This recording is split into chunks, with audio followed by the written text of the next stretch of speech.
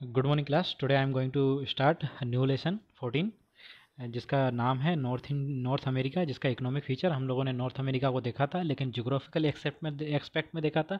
अब हम economical features देखेंगे नॉर्थ अमेरिका के। तो इसमें हम लोग क्या क्या देखेंगे, नेचुरल रिसोर्सेज देखेंगे, एग्रीकल्चर देखेंगे, मिनरल्स वगैरह के बारे में बात करेंगे। ठीक है, तो वहाँ ट्रांसपोर्टेशन किस तरीके का होता है, ये सब बातें हम लोग इस चैप्टर में करेंगे। ठीक है, तो हम बात करते हैं at the present of North America is the most prosperous.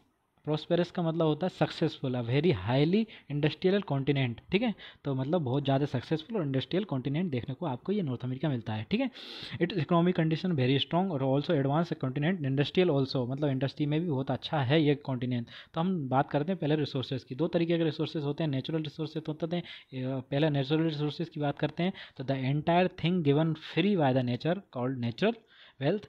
लेकिन जब मैन के द्वारा वो मैन हिज इंटेलेक्चुअल्स का यूज़ कर कर, स्किल्स का, लेबर का यूज़ कर कर बना लेता है अपने लिए यूज़फुल, तो उसको बोलते हैं नेचुरल रिसोर्सेज। इकोनॉमिक स्ट्रक्चर हम लोग देखते हैं, the things which in their original form और change form provide benefits their own, it's called their economic structure. The total valuation of these speak a particular region of economic structure। उस particular economic region पे depend करता है उसका economic structure किस तरीके का होगा। ठीक है, अब USA and Canada are the important nation of North America, main economy resources of North America. तो इसमें आप देखो तो एग्रीकल्चर रिसोर्सेज हैं, फॉरेस्ट रिसोर्सेज हैं, मिनरल हैं, फिशरी है, इंडस्ट्रियल है और पॉपुलेशन एंड मेजॉरिटी सिटीज़, ये उनके रिसोर्सेज हैं। तो हम बात करते हैं पहले एग्रीकल्चर रिसोर्सेज की, देखते हैं। तो agriculture resources are very significant role in the economy of North America. ठीक है, also the day by day about 1/10, मतलब 1/10 total area of North America is under the cultivation, मतलब 1/10 एरिया जो है वो एग्रीकल्चर में आपका इन्वॉल्व है। ठीक है ना, it is still very rich agriculture production. It is mainly because of continent vast and process fertile और सुटेबल क्लाइमेट, मतलब बहुत ज़्यादा आपका उपजाऊ है और क्लाइमेट भी वहाँ का अच्छा है। तो इसमें फूड ग्रेन होता है, जैसे कि मैं वीट, मेज, इस सब की बात करें तो ये आपके फूड ग्रेन होगा। कैश क्रॉप क्या होती है, देखो फूड ग्रेन वो होता है जो आप डायरेक्ट खा सकते हैं। ठीक है, और कैश क्रॉप क्या होती है जिनको आप बोते इसलिए हैं कि उनको बेचकर डायरेक्ट आप पैसे कमा सकते हैं। जैसे कॉटन की बात कर रहे हैं तो कॉटन आप इंडस्ट्री के लिए बनाएंगे, शुगर केन शुगर बनेगा, तम्बाकू, सोयाबीन, ग्राउंड नट, ये सब आपकी कैश क्रॉप हैं। ठीक है, इनके बीच में भी डिफरेंस आपसे पूछा जा सकता है। ठीक है, फिर आप आता है एक्सटेंसिव एग्रीकल्चर। वो जो है नॉर्थ अमेरिका का बहुत बहुत ज़्यादा अच्छा है। ठीक है ना, उसके कारण क्या है, द फील्ड आर बिग, मतलब हमारे यहाँ जो होता है, जो इंडिया में जो छोटे छोटे खेत होते हैं, किसी के पास 2 बीघा 3 एकड़ इस तरीके, लेकिन वहाँ बड़े बड़े फील्ड होते हैं एग्रीकल्चर के। तो वहाँ पे क्या होता है, मशीन यूज़ करी जाती है फार्मिंग के लिए, साइंटिफिक मेथड यूज़ की जाती है। Some area reserve for some special crop, मतलब कुछ एरिया ऐसा नहीं है कि मतलब हर जगह हर कोई क्रॉप, तो वो कुछ एरिया कवर है जिसके लिए एक स्पेशल क्रॉप बोई जाती है। ठीक है ना, अब हम बात करते हैं तो following crops are in North America. पहला आता है वीट। वीट की बात करते हैं तो वीट अमेरिका में ट्वाइस, 2 बार बोया जाता है, विंटर में और स्प्रिंग, दोनों सीजन में बोया जाता है। North America second in the production of wheat in the world, मतलब सेकंड पोजीशन में हम लोग ये अमेरिका आता है वीट प्रोडक्शन में। इसको क्या बोलते हैं, इसीलिए इसको क्या बोलते हैं, पेरी रीजन। पेरी रीजन क्या होता है बेटा, जो अमेरिका का बीच वाला रीजन है उसको हम लोग प्रेरी रीजन बोलते हैं। और इसको बास्केट ऑफ ब्रेड और रीजन कॉल्ड बीट बेल्ट। ठीक है, तो ये दोनों चीज़ें आपसे एमसीक्यू में पूछी जा सकती हैं, बास्केट ऑफ ब्रेड और बीट बेल्ट। ठीक है, इंपॉर्टेंट है। Extensive agriculture is the done by vast of area और फील्ड, मतलब बहुत ज़्यादा बड़े एरिया पे आपको एग्रीकल्चर किया जाता है, उसको एक्सटेंसिव एग्रीकल्चर बोलते हैं। अब मेज होती है, मेज बेटा आपको मक्का की बात की जाती है। मक्के में बेटा मैक्सिको आपका स्टेबल क्रॉप है, मतलब मेन क्रॉप क्या है मैक्सिको का, ये आप मैक्सिको की ये मेज है। ठीक है, तो ये से मच ऑफ द मेज produce is use for the feeding pig. Pig वगैरह जो सुअर वगैरह होती है उनके लिए यूज़ की जाती है। मेज इज कोल्ड क्रॉन, कौन कहते हैं इसको, कहाँ, यूएसए में कहते हैं।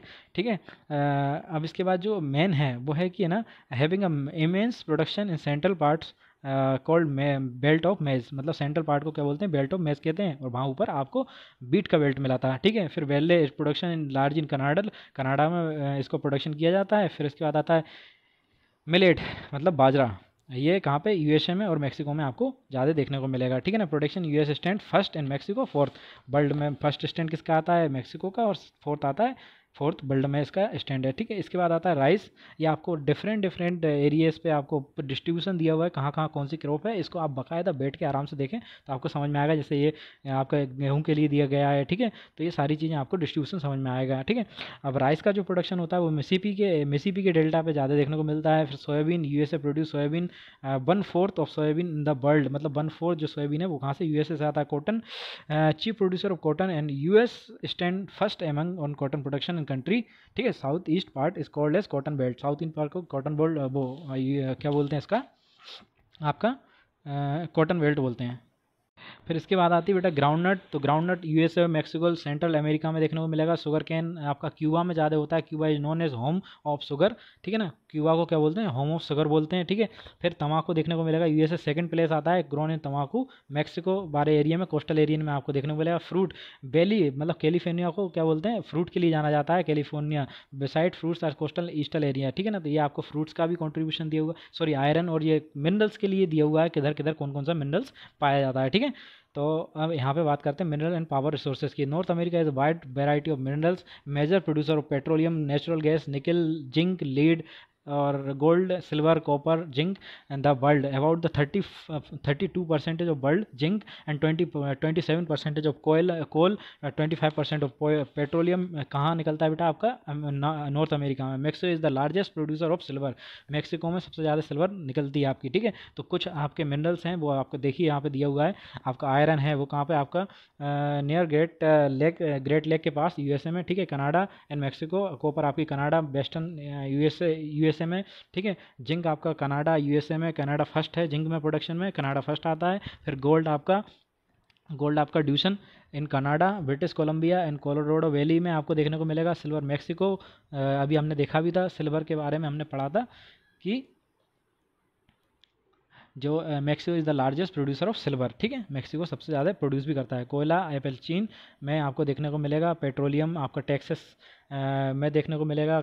यूएस में देखने को मिलेगा। कोस्टल रीजन मैक्सिको के वहाँ देखने को मिलेगा। नेचुरल गैसेस आपको कनाडा, मैक्सिको और यूएसए में देखने को मिलेगी। North America is also rich in nickel, magnesium, phosphate and potash, uranium, aluminium में भी आपका नॉर्थ अमेरिका रिच है, ठीक है। अब इसके बाद आती है बेटा फॉरेस्ट्रियल रिसोर्सेज की बात। तो forestry resources valuable gift of nature. North America bounded the different forest resources, paper, पल, फर्नीचर, फर इंडस्ट्री, ये सब चीज़ें आपको देखने को मिलेगी फॉरेस्ट के द्वारा। जो फिर फर जो वुड होता है उससे पेपर वगैरह बनाया जाता है, ठीक है ना। द यूजफुल ट्री, चीर, फर, बल्सम, ये सब चीज़ें आपको, ये बहुत ज़्यादा सॉफ्ट होती है वुड इसकी, ठीक है ना। तो सबसे ज़्यादा यूज़ किया था। नॉर्थन अमेरिका कॉन्ट्रीब्यूट 20% होता है इसका पूरा उसमें, ठीक है। यहाँ पे आपको एक डाटा और देखने को मिलेगा, वो जो है आपको बहुत इंपॉर्टेंट है। The wood of oak and beech blows trees use for making furniture, cellulose, resin. ये आपको, ये रेसिन वो होता है जो वुड से निकलता है। ऑयल, टारपेन भी ऑयल ही होता है, ठीक है। Also obtained by the soft wood. Cellulose is use for manufacturing of rayon cloth. Trees, tropical forest yield good quality hard wood such as mahogany and log wood. Chicle trees, chicle gums, ये सब चीज़ें यहाँ से निकलती हैं, ठीक है। In the forest of Canada fur is the drive from animals, ठीक है ना। तो ये एनिमल से निकलता है फर, ठीक है। तो एनिमल की स्किन से निकलता है पर्टिकुलरली। तो ये सब चीज़ें हैं जो आपको फॉरेस्ट्री में देखने को मिलेगी आपको नॉर्थ अमेरिका में, ठीक है। अब इसके बाद बात करेंगे हम लोग किसकी, इंडस्ट्री की। एक पॉइंट और रह गया यहाँ पे फॉरेस्ट्री का। The animals are reared in grass land, the dairy cattles are reared here and the dairy industry is very advance near lake and meat industry is highly develop. और Chicago जो होता है बिगेस्ट मीट मार्केट है पूरे world में, ठीक है। Chicago सबसे ज़्यादा बड़ा मीट मार्केट है। अब इसके बाद बात करते हैं हम लोग इंडस्ट्री की, वो हम लोग नेक्स्ट लेक्चर में देखेंगे। Thank you.